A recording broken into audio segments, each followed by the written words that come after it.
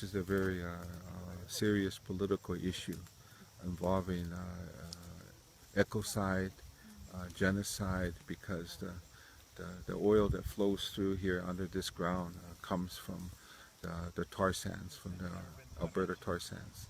And there's documented evidence of the cancer clusters in downstream communities from the largest industrial complex in Canada called the tar sands. And so we're trying to stop this flow of this blood oil that goes through here, this highly corrosive,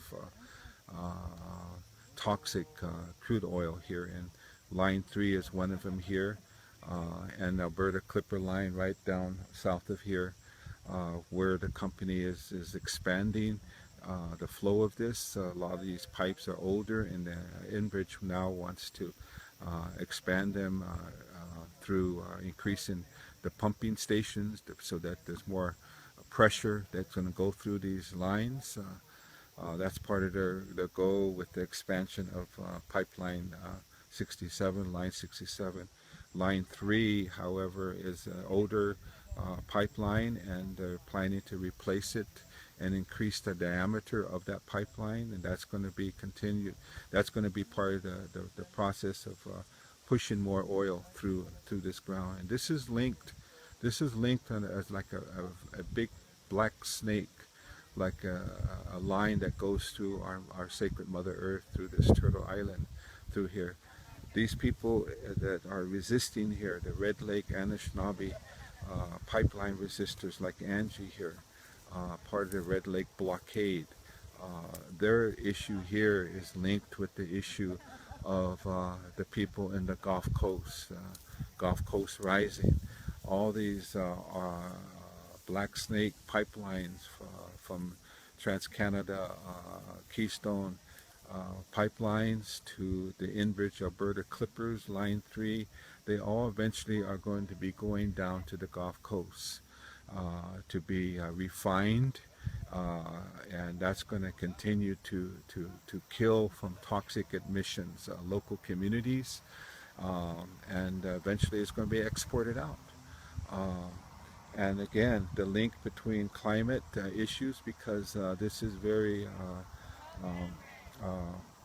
carbon intense crude oil when it's coming out of the northern North America at tar sands there. That bitumen, that tar-like substance that's coming out of there is really carbon intensive when it gets processed to make it into more of a liquid flow so it can go through these pipelines. That's a major contributor to the climate concentration of these greenhouse gases. And so it's linked all together. It's a human rights issue. They're trying to, again, pull in the unions to say this is a jobs issue. But when we had some workers come to these kind of areas, they get sensitized, and it's really hard for even the workers to say, hey, you know, I understand now. So we need to link up and make the connections that we have to build solidarity. We have to build a line of resistance against the destruction of our Mother Earth, and that we need to move away from a fossil fuel economy, and we have to build sustainability concepts of our own concepts of just transition to protect our future generations. So that's why we're starting to build bridges between our native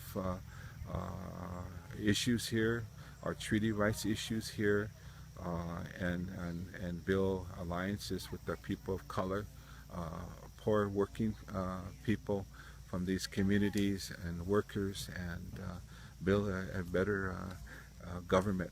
That's what we're doing.